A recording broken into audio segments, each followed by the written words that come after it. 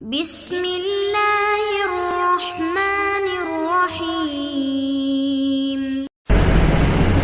اعوذ باللہ من الشیطان اللعین الرجیم۔ بسم اللہ الرحمن الرحیم وبہ نستعین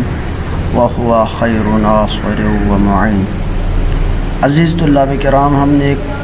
چند اہم دروس اور مباحث سے پہلے بحث کیے، ان کے بعد آج ہمارا یہ سلسلہ مسئلہ سادسہ میں ہے۔ چند مسائل ہم نے کہا تھا کہ اس مقصد رابع میں ہم چند مسائل سے بحث کریں گے،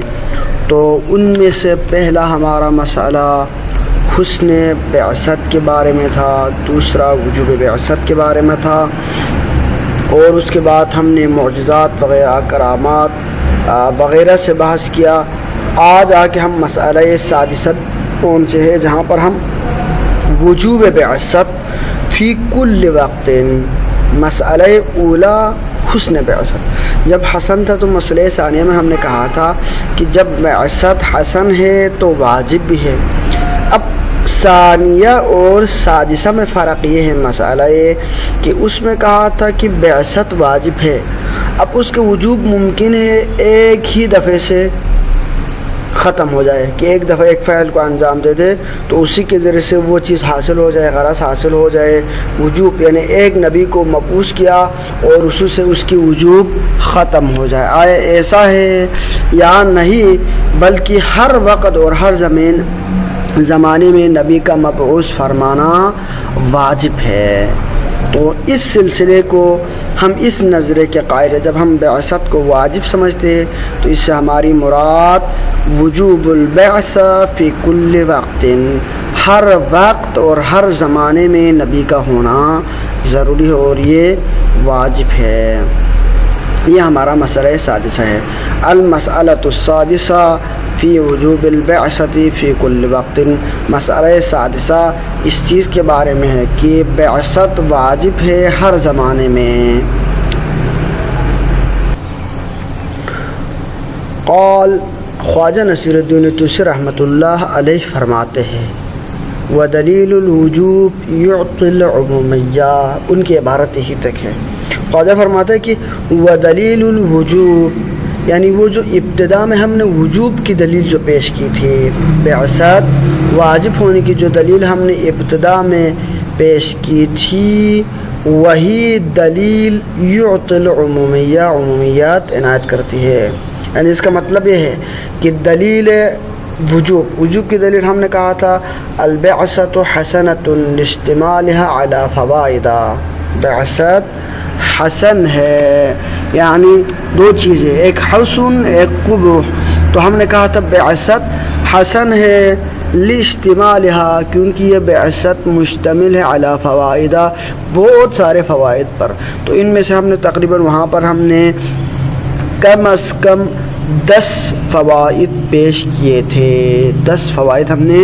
ذکر کیے تھے، اور ہم نے یہ بھی کہا تھا کہ اس کے علاوہ اور بھی فوائد ہیں، تو ان میں سے چند ضمنی طور پر چند فوائد ہم نے وہاں پہ ذکر کیے تھے۔ تو انہی فوائد کی وجہ سے جب فوائد ہے اور دوسری طرف سے فائدہ ہے، مانع اور ضرر و مفسدہ نہیں ہے، جب یہ چیز تام ہو کہ کوئی چیز اس کے اندر مصلحت ہو اور مفسدہ نہ ہو تو وہ حسن ہے، اور جب اس کے اندر حسن کا پہلو ہو اور قبح بالکل منفی ہو تو اس صورت میں اللہ تعالیٰ کے اوپر واجب ہے کہ وہ چیز بطور لطف، یعنی اس بندے کو، اپنے بندوں کو دینا ضروری ہے۔ اور لطف کی ہم نے تعریف یہ کی تھی، ہر وہ چیز جو مقرب الی الطاعہ اور مبعد الی عن المفسدہ ہو تو اس کو ہم نے لطف کہا تھا۔ تو چونکہ بعثت میں بھی یہی ساری چیزیں ہیں تو لہذا لطف ہے، بعثت لطف ہے فوائد کی وجہ سے۔ جب وہ لطف ہے تو اللہ تعالیٰ کے اوپر لازم اور ضروری ہے کہ لطف اپنے بندوں کے اوپر کرے۔ تو ہم نے دلیل وجوب یہ کہا تھا کہ بعثت لطف اور حسن ہے تو لہذا یہ واجب ہے۔ جب اس کی لطفیت اور اس کی وجوب اور اس کے یعنی حسن کی جو دلیل عام ہے، کہتے ہیں کہ بعثت حسن ہے تو اس کا حسن ہونا یہ ہے کہ ایک زمانے کے ساتھ مختص ہو، دوسرے زمانے میں اس کی حسن منتفی ہو جائے. اسی طرح اس کا لطف ہونا بھی ہر زمانے میں ہے، کیونکہ اس کے بہت سارے جو فوائد ہیں وہ فوائد اگر ممکن ہے اگرچہ کچھ فوائد ایک زمانے میں ختم ہو لیکن اکثر فوائد ہمیشہ رہنے والی ہے. جب اس کے فوائد منحصر بزمان نہیں ہے تو لہذا تو اس کی وجوب انہی فوائد کی وجہ سے تھا تو وہ بھی منحصر بزمان نہیں ہوگا. جب دلیل وجوب عام ہے تو یہ یعطی العمومیہ، عمومیت کا فائدہ دیتا ہے. عمومیت کا فائدہ کا مطلب یہ ہے کہ ہر زمانے میں ہر وقت یہ بعثت ہونی چاہیے. ہر بات بعثت ہونے کا مطلب یہ نہیں کہ کوئی بندے یہ کہے کہ مثلا ہر دن ہر وقت ہر سیکنڈ میں نبی بھیجتا رہے، بلکہ یہ ہوگا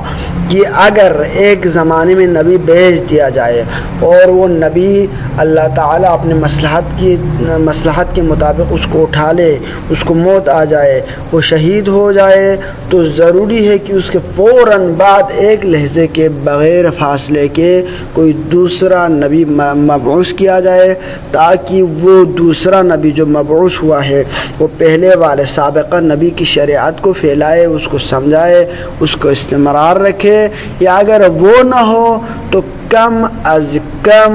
نئی شریعت لے کر آئے. نئی شریعت نہیں تو کم از کم وہی سابقہ نبی کی جو شریعتیں ہیں اس کو باقی رکھے اور اللہ تعالیٰ کے احکامات کو پہنچائے اور وہ بعثت کے جو فوائد ہیں وہ حاصل ہو جائے.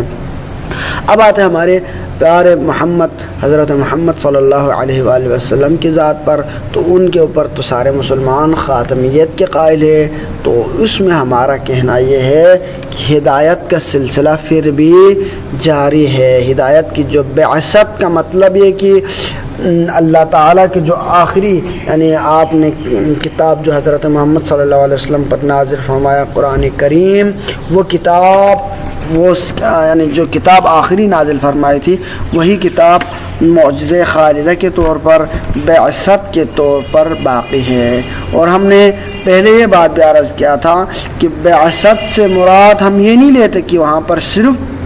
نبی مراد ہو، بلکہ بعثت سے مراد ہر وہ چیز جو اللہ تعالیٰ کی طرف سے نازل ہوتا ہے، وہ شریعت ہو سکتی ہے، وہ کتاب ہو سکتی ہے اور وہ نبی ہو سکتا ہے. تو لہذا بعثت عام ہے اور اس کی عمومیت ان میں سے کسی ایک چیز کے سے حاصل ہوگا اور وہ ہر زمان میں موجود ہے. اقول علامہ ہلی رحمۃ اللہ علیہ خواجہ نصیر الدین طوسی کی عبارت کی وضاحت فرماتے ہوئے فرماتے ہیں کہ اختلف الناس ہنا، یہاں پر لوگوں میں اختلاف ہو گیا کہ کچھ لوگ بعثت کو ہر زمانے میں واجب سمجھتے ہیں جبکہ کچھ دوسرے لوگ بعثت کو ہر زمانے میں واجب نہیں سمجھتے. فقال جماعت من المعتزلہ، ہم نے پہلے عرض کیا تھا کہ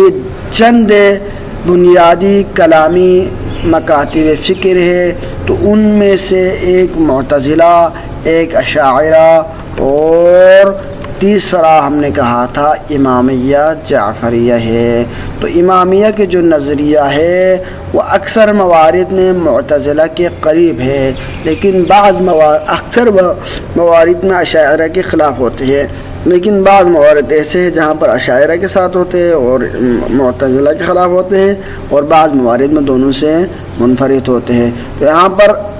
معتزلہ میں سے ایک جماعت کا یہ نظریہ ہے کہ ان البعثۃ لا تجب فی کل وقت، وہ کہتے ہیں کہ بعثت ہر وقت واجب نہیں ہے. یہ جو ہمارا موقف ہے کہ جب بعثت واجب ہے تو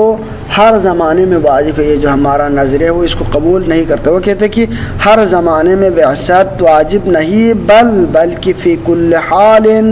دون حال، یعنی وہ کہتے ہیں کہ فی حال ایک زمانے میں واجب ہوتا ہے، دون زمان ممکن ہے دوسرے زمانے میں یہ بعثت واجب نہ ہو. وہ زمانہ وجوب کون سا ہے؟ ما اذا كانت المصلحة في البعثة، جب بعثت میں مصلحت موجود ہو تو وہ والا زمان واجب ہوگا، وہاں پر بعثت واجب ہے. لیکن جس زمانے میں مصلحت نہ ہو وہاں پر تو اس زمانے میں بعثت واجب نہیں ہے. یہ ان معتزلہ والوں کا نظریہ ہے۔ وقال علماء الامامیہ، امامیہ والے اختلاف کرتے ہیں معتزلہ سے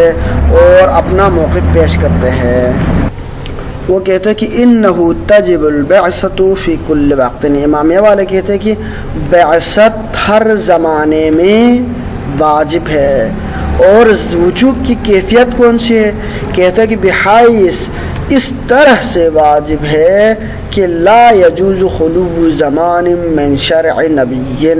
کہ کسی زمانے میں کوئی بھی زمانہ کسی نبی کی شریعت سے خالی ہونا ممکن نہیں ہے۔ تو ہم نے پہلے عرض کیا تھا بعثت سے مراد یہ نہ لے لے کہ آپ عمومی طور پر کہ بعثت سے مراد نبی ہے تو ہم خاتمیت کے قائل ہے، تو لہذا یہ نظریہ صحیح نہیں ہے، بلکہ بعثت سے مراد ہم نے کہا تھا کتاب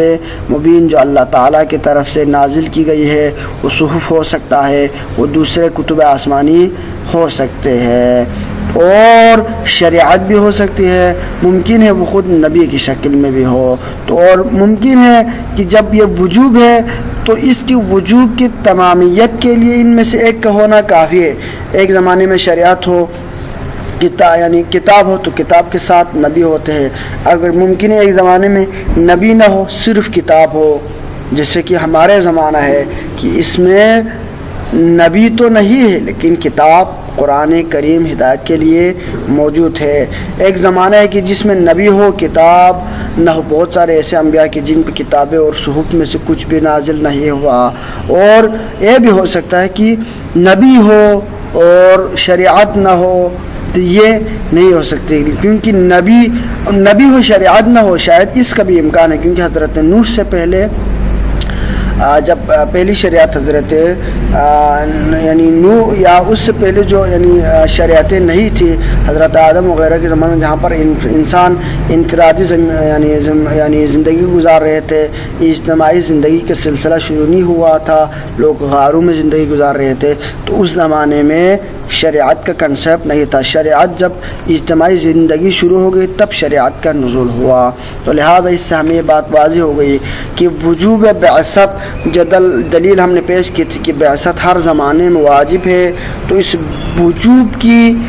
تمامیت کے لیے، وجوب کو کامل ہونے کے لیے، وجوب صدق آنے کے لیے، اس وجوب کو وجود میں لانے کے لیے ان چیزوں میں سے جو ہم نے ذکر کیا تھا کتاب، شریعت اور نبی، ان میں سے کسی ایک کا ہونا کافی ہے، وجوب تام ہو جائے گا، وجوب وجود میں آ جائے گا۔ لیکن ممکن ہے ایک زمانے میں تینوں موجود ہو، جیسے کہ ہمارے پیارے نبی صلی اللہ علیہ وآلہ وسلم کے زمانے میں آپ صاحب کتاب، صاحب شریعت اور خود نبی مرسل بھی تھے، تو بعثت کی تمام شکلیں وہاں پر موجود تھے۔ تو لہذا جب ہم کہتے ہیں کہ بعثت یعطی العمومیہ، عمومیت یعنی دلیل بعثت عمومیت کا تقاضا کرتی ہے، دلیل وجوب عمومیت کا افادہ کرتی ہے، تو لہذا یہ جو انہوں نے کہا تھا کہ بعثت کے مصلحت ممکن ہے ایک زمانے میں ہو ایک زمانے میں نہ ہو، یہ ان لوگوں کی